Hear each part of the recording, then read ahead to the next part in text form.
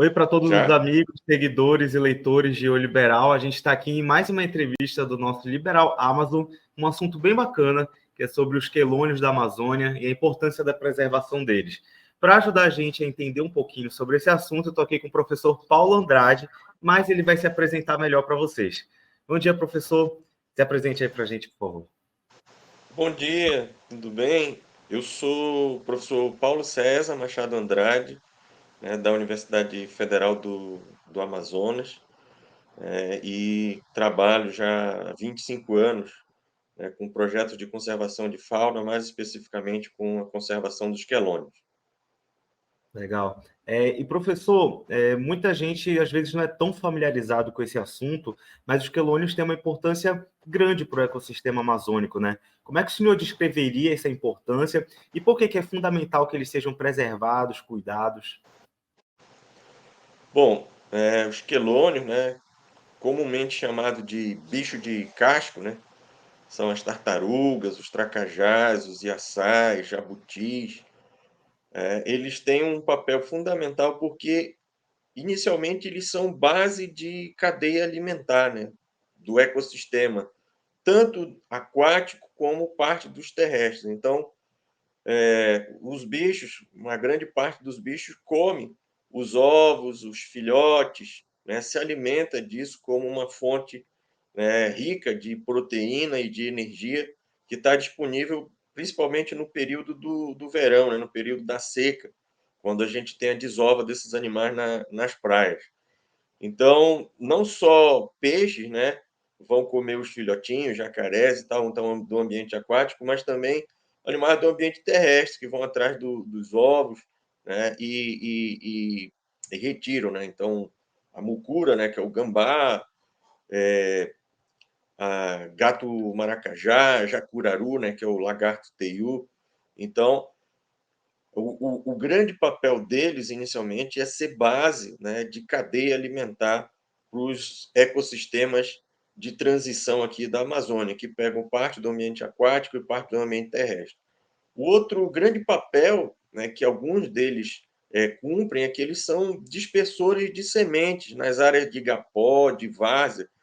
Então, durante a cheia, esses animais se alimentam bastante de frutos, de sementes, né, que caem das árvores da várzea, ficam flutuando, e ele vai lá e come, e aí nada alguns quilômetros e depois ele elimina essas sementes, então ele vai fazendo a dispersão dessas sementes, né? Então tem um papel fundamental, um papel importantíssimo, né, para todo o ecossistema da bacia amazônica. Além Legal. do valor cultural, né? Então, assim, como a gente antes tinha muitos desses animais, eles também foram base de alimentação para as populações humanas que aqui viviam, né? Para as populações ancestrais, indígenas, né? E para os ribeirinhos na atualidade. Então, ele tem esse papel também, né, de suprir como base alimentar parte da população humana das áreas de várzea e de igapó. Legal.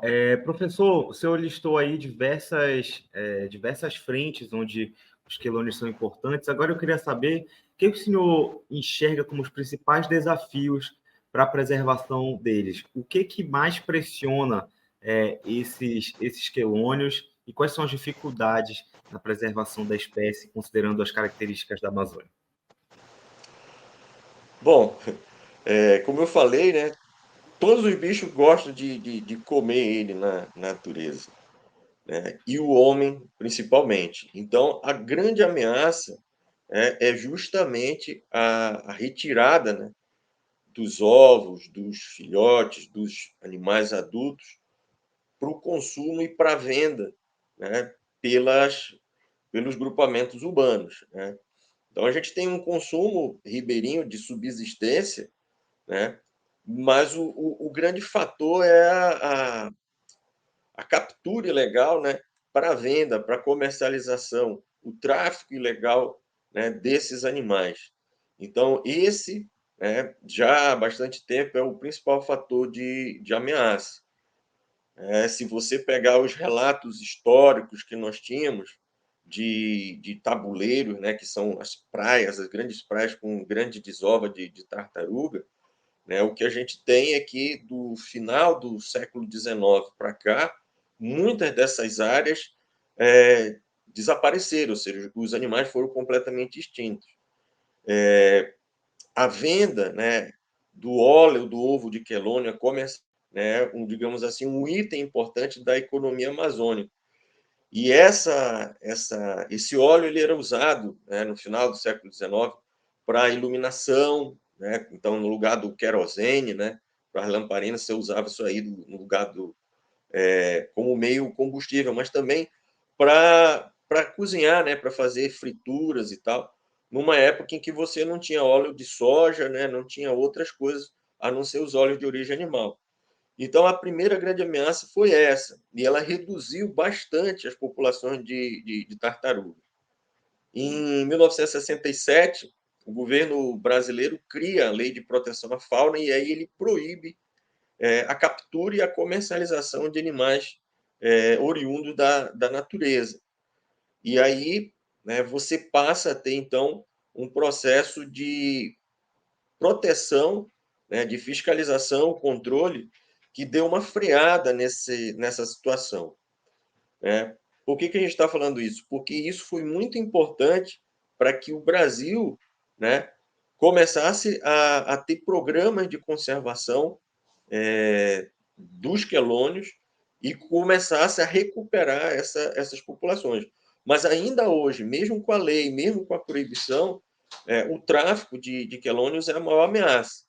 A gente tem outras ameaças, né, ligadas também à ação humana, né, que vão ter ações pontuais. Por exemplo, a questão da construção de hidrelétricas, né, muitas vezes prejudicando áreas de reprodução desses animais, né, afetando significativamente essas áreas. Então, a gente tem situações clássicas, como no Rio Xingu, né, com as hidrelétricas lá que foram construídas, né, tabuleiro de Imbaubal, né, mas a gente tem outras ameaças também, né, próprio aí não mais para tartarugas e tracajás, mas principalmente para quelônios mais ligados ao meio terrestre, que é o desmatamento, né, a fragmentação de hábitats. Mas eu diria assim que em escala de importância essas têm um efeito muito menor. Hoje ainda a maior ameaça é a captura, né, e a venda ilegal, a comercialização ilegal de quelônios. Professor, como é que o senhor avalia a atual relação das comunidades amazônicas ou ribeirinhas com os quelônios? A gente sabe que tem cada vez mais projetos relacionados à preservação. O senhor avalia que existe uma conscientização maior? O que a sua experiência diz sobre a geração atual e a maneira como ela lida com a convivência com os quelônios? Bom, eu diria que muita coisa tem mudado, né? Então, nos anos 90, né, em 1999, nós iniciamos um projeto de conservação participativo, né, comunitário, que é o projeto Pé de Pincha, o programa Pé de Pincha. Né? Então, naquela época, né, ainda estava muito efervescente a questão do desenvolvimento sustentável, né, por causa da Rio 92. Né? Então, era um conceito, e os órgãos ambientais, o IBAMA, ele vinha trabalhando, então, essa questão da cogestão, ou seja, para que haja o desenvolvimento sustentável, ele tem que ser ecologicamente correto, tem que ser economicamente viável e socialmente justo. Então, para ele ser socialmente justo, né, era necessário que as comunidades tivessem participação nas decisões sobre a conservação de seus recursos naturais. Então, nesse escopo aí vai surgir algumas iniciativas muito interessantes. Então, a criação da figura do agente ambiental voluntário, né, que é um agente da comunidade que mobiliza a comunidade para as questões ambientais locais, né, para as dificuldades que eles têm. Né? Então, ele cumpre um papel mais de educador ambiental do que propriamente de fiscalizador, né, mas principalmente de educador ambiental. Também vai surgir a questão dos acordos de pesca, né, entre as comunidades. Então, você começa a ter uma participação efetiva das comunidades na decisão, né, da gestão dos recursos naquela localidade. Então, o pé de pincha ele surge nesse momento, né? E inicialmente foi difícil, né? Porque você tem muitos interesses envolvidos, né? Principalmente por essa pressão da comercialização. Mas o que aconteceu é que as comunidades foram, com o tempo, aprendendo as técnicas para proteger esses animais, né? E hoje, né, se você pegar todas as áreas de proteção de quelônio na Amazônia, mais de 80% dessas áreas, elas são áreas de trabalho de conservação comunitária de quelônios, né? Uma boa parte dessas áreas está fora de unidades de conservação, né? Então, assim, digamos, estaria fora do escopo oficial de proteção pelo governo federal, estadual, né? E isso mostra, assim, a força, o interesse que as comunidades têm em proteger esse recurso. Tá? E aí você pode até perguntar por que elas estão protegendo, conhecem o valor ecológico e tal. Sim, elas têm uma noção desse valor ecológico, né? Realmente querem conservar os animais.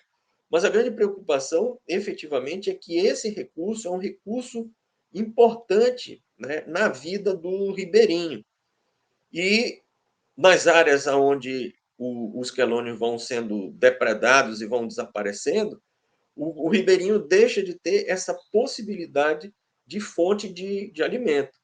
Então, além da questão ecológica da conservação, você tem, né, a conservação do recurso como uma fonte alimentar importante, né? E as comunidades tomaram consciência disso, se sensibilizaram, na verdade, e hoje a gente tem uma demanda muito grande de comunidades todo ano, né? A gente tem novas comunidades que querem iniciar esse trabalho de proteção, porque elas sabem hoje, né, que depende muito mais delas ajudar a natureza a recuperar esses estoques.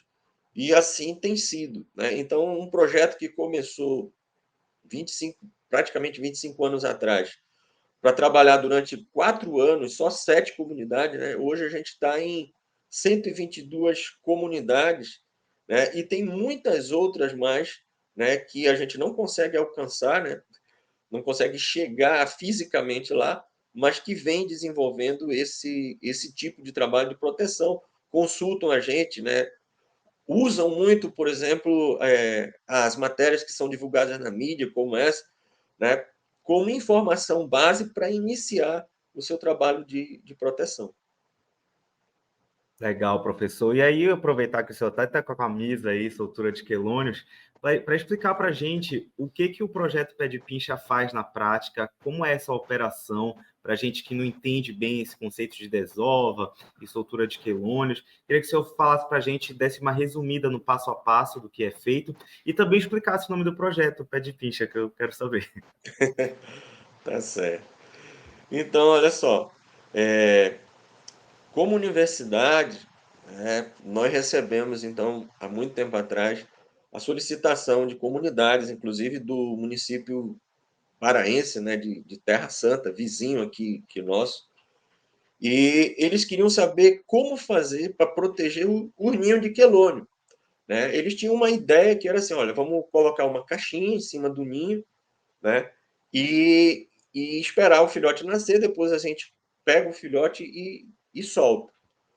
O problema é que era uma área muito depredada, então a gente tinha um ninho numa praia, um ninho no outro, e aí nós resolvemos fazer uma técnica diferente. Então, como universidade, o nosso papel maior foi articular com os parceiros, então com os outros órgãos que estavam envolvidos, principalmente com o órgão ambiental, que era o IBAMA, e a partir dessa união, né, IBAMA, universidade e as comunidades, nós começamos então um trabalho, né, que envolvia primeiro, né, reuniões para que a gente pudesse fazer um acordo sobre o plano de trabalho que a gente ia fazer e a metodologia. Então, a primeira parte do Pé de Pincha, a primeira fase, normalmente são essas reuniões, conversar com a comunidade, ver quais são os problemas, identificar quem pode ajudar para poder, então, a gente montar um calendário de proteção. Também é feita a capacitação desses comunitários, né, no processo de conservação de quelônios. Então, a gente vai ensinar as técnicas para eles, né, de proteção. E, em alguns casos, né, também é feita a formação dos agentes ambientais voluntários. Então, em parceria com o IBAMA, nós já ajudamos a formar muitas turmas de agente ambiental voluntário, e hoje, né, esse é um papel mais das secretarias estaduais de meio ambiente. Então, a gente continua colaborando na formação dos agentes ambientais através do trabalho das secretarias estaduais de meio ambiente. Então, essa é uma primeira etapa, digamos assim: reunir, planejar, formar os multiplicadores, que são os agentes ambientais, ou os comunitários voluntários, né? E, a partir daí, começar o trabalho de proteção. Então, o trabalho de proteção ele é um período que a gente chama de coleta. Por que coleta? Porque, na maioria dos lugares, a gente não tem uma praia com muitos bichos onde eu pudesse proteger só a praia. Então, em alguns lugares que o pé de pincha trabalha hoje, a gente tem essa realidade. Então, eu não preciso pegar o ninho, tirar de lá e levar para um lugar seguro no meio da comunidade. Eu posso proteger a praia, vigiar a praia, e ali, naturalmente, vai nascer milhares de filhotinhos de quelônio. Mas essa não é a realidade da maioria das áreas, né, que a gente tem nas comunidades. Então, normalmente, nós temos poucos ninhos, são ninhos isolados, e a comunidade opta por transferir esse ninho para um local, para um espaço, que é normalmente um pedaço de praia cercado, que a gente chama de chocadeira. E aí elas vão plantar esses ovos que elas tiraram de outro local, onde provavelmente ele seria predado, ele seria retirado, né, por outras pessoas para venda, para comercialização. Então, essa técnica ela é feita porque a gente tem uma ameaça real. Se deixar o ninho no local onde ele está, vão tirar e vão vender. Então, as comunidades retiram esse ninho, colocam nesse espaço, que é uma cerca, né, delimitando uma área de praia, tem um espaçamento, né, normalmente 50 centímetros entre cada ninho, e ali, né, eles plantam esses ovos, esses ninhos, fazem o registro, né, de toda a informação. Esse registro de onde tirou, aonde colocou, quantos ovos, é uma informação importante que depois, né, a universidade consolida esses dados, o projeto Pé de Pincha consolida esse dado e repassa para o órgão ambiental, que é o IBAMA. Essa é a segunda fase, a fase de coleta, a fase de proteção de ninhos. A terceira fase seria a fase de eclosão. Então, 60 dias depois, começam a nascer os filhotes. Então, a comunidade vai pegar esses filhotinhos, né, ajudar eles a sair, e ela vai colocar eles em berçário. Vai manter esses filhotes em berçário por 2 meses, no máximo, né, para que eles cresçam um pouco mais, desenvolvam um pouco mais, e com isso eles tenham mais chance de sobreviver na natureza. Então, você mantém ali e você depois vai fazer a última etapa do projeto, que é a soltura, né? A soltura de quelônios. Então, a soltura normalmente é um evento, né? Já faz parte, assim, digamos, do calendário festivo da comunidade e do município, e aí você tem a possibilidade de outras pessoas de outras comunidades da cidade virem àquele local e conhecerem o trabalho. Então, eu diria assim que a maior ferramenta de educação ambiental do Pé de Pincha, além das reuniões, das palestras nas escolas, que a gente faz bastante também, é principalmente o evento de soltura de quelônio, porque é quando as outras pessoas vêm e se interessam ou em fazer na sua comunidade, ou levar para o seu município, ou de querer ajudar. Então, passo a ter uma outra percepção. Então, essas, digamos assim, seriam as fases que a gente tem desse trabalho. E, anualmente, né, a gente faz esse acompanhamento, esse link, né, das ações junto às comunidades. Muitas comunidades hoje, né, que já trabalham há muito tempo, elas mesmas são elementos multiplicadores, né? Então, elas já vão ensinando outras comunidades próximas como faz, já acompanha, né? E isso vai criando uma rede, né, que vai ampliando muito esse trabalho. Legal. E o significado do nome do projeto, Pé de Pincha? Ah, sim. Então, inicialmente, o projeto era manejo comunitário de quelônios, né? Mas nessa região, né, da fronteira aí, Amazonas com o Pará, o tracajá, né, que é uma espécie de quelônio, ele é chamado de pé de pincha, né? Então, assim, é um Hum, nome até para camuflar, assim, quando chega o órgão ambiental na feira, diz, olha, esconde os pés de pincha e tal. Mas por que isso aí?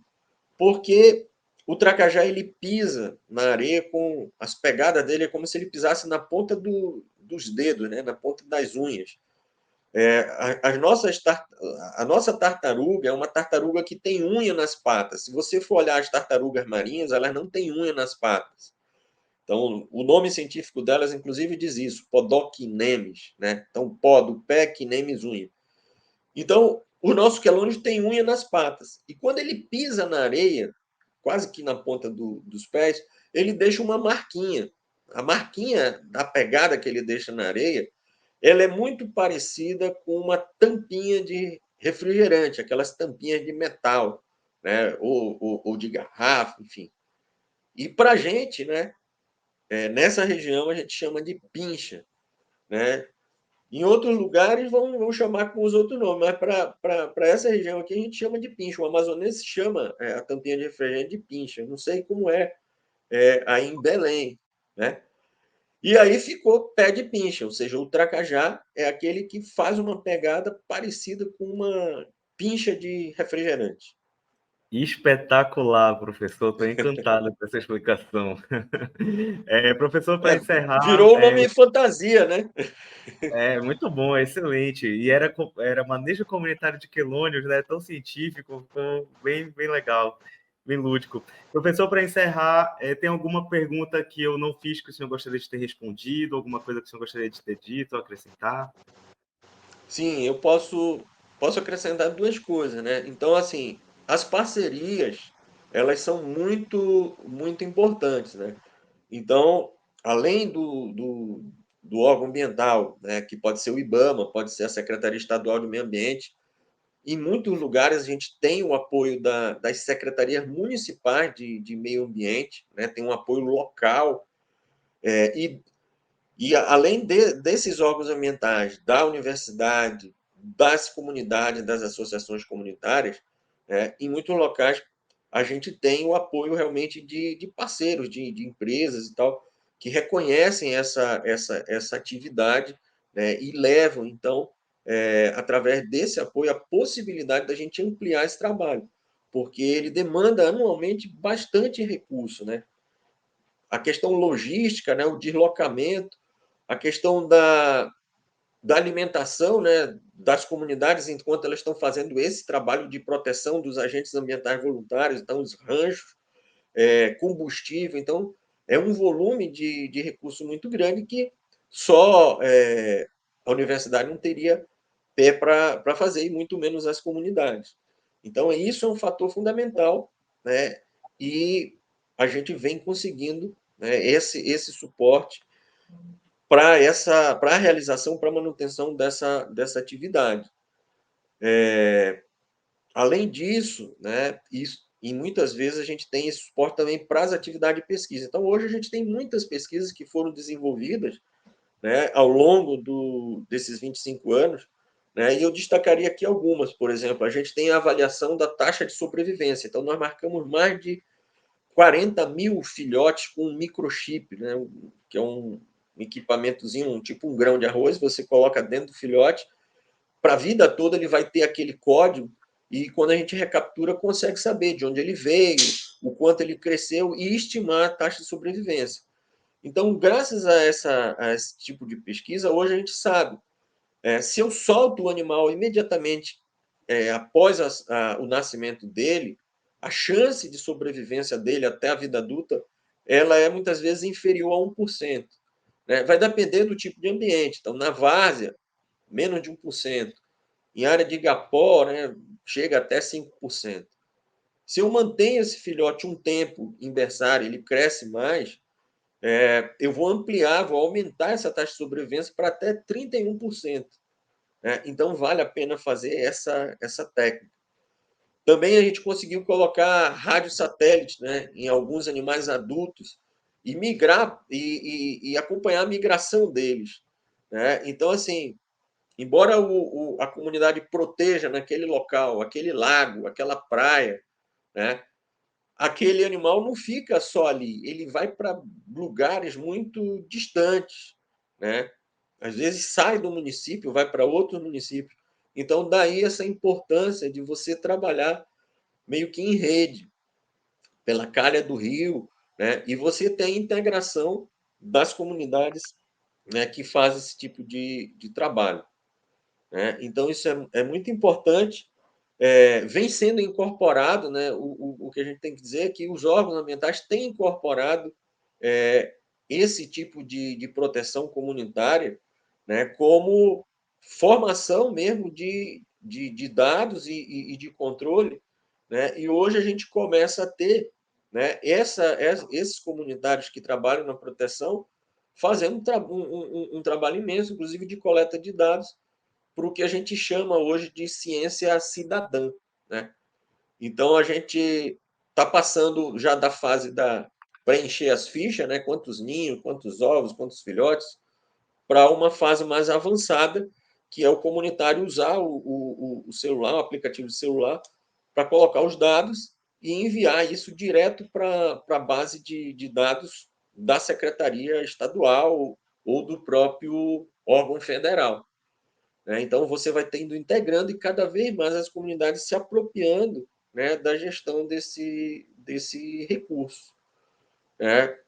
Para finalizar, então, assim, a gente está em muitos espaços dentro da Amazônia, dá mais ou menos aí uns 3%, 4% as áreas da Amazônia que a gente atua, e nesse tempo todo a gente já soltou mais ou menos aí uns 9 milhões de filhotes de quelônio. Né? Então, assim, tem as áreas onde a gente faz transferência, que a produção é menor, né? Teria aí 3 milhões, 4 milhões nessas áreas com transferência, e o restante em grandes praias, grandes tabuleiros, aí já em rios, né? Mais distantes, Rio Purus, Rio Juruá, né? Onde a gente não tem uma pressão, né? Mas como eles são muito distantes, aí você já consegue manter essas grandes populações de quelônios. Fruto disso, e fruto de projetos como o Projeto Quelônios da Amazônia, do IBAMA, né, que é um projeto bastante antigo, desde 1979, a situação dos quelônios aqui no Brasil, na Amazônia brasileira, ela é uma situação muito melhor do que, por exemplo, nos países vizinhos. Então, embora sejam espécies quase ameaçadas, porque se eu paro de fazer esse trabalho de proteção, rapidamente eles voltam a ficar numa situação de ameaça, de extinção, né?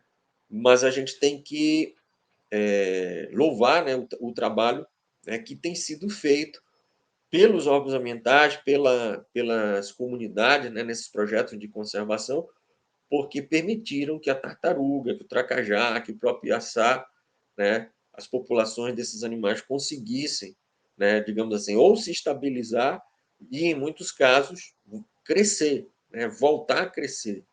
E a gente vê hoje, né, em algumas áreas dessas áreas na Amazônia, coisas que só estava escrito em livro, né, livro do século XIX.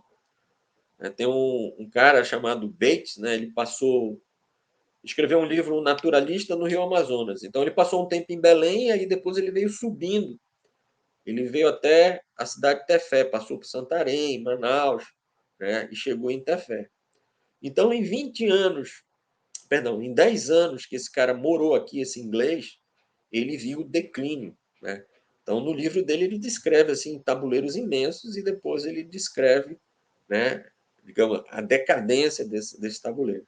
Então, hoje, graças a esse trabalho das comunidades, né, dentro dos projetos de conservação, a gente pode ter de novo paisagens, né, belíssimas, com as praias lotadas de quelônios, de aves aquáticas, como as que eram descritas nesses livros históricos. Legal, professor. Muitíssimo obrigado pela entrevista e parabéns pelo trabalho, pelo projeto, por toda essa participação popular em torno dele. Obrigado de verdade. E eu tenho interesse nesses artigos científicos e nesses dados que o senhor mencionou. Se eu puder compartilhar comigo depois, vai me ajudar na matéria escrita. Obrigado pela entrevista, professor. Eu que agradeço o espaço, Eduardo, e a gente está à disposição, né? Pé de Pincha ele é um projeto bem amplo, né? Você consultar hoje com o Google e coisas, você tem bastante informação, tem bastante cartilha e tal. Então, as pessoas que tiverem interesse, né, estão ouvindo, né, podem fazer uma consulta rápida na internet e terem acesso a um vasto material. E nós vamos, obviamente, repassar para você as informações que você precisar. Show! E muito obrigado para você que é leitor de O Liberal, nos segue nas redes sociais, ouvinte da Rádio Liberal, e não esquece de acessar o nosso site liberalamazon.com para a versão escrita dessa reportagem. Até a próxima e tchau!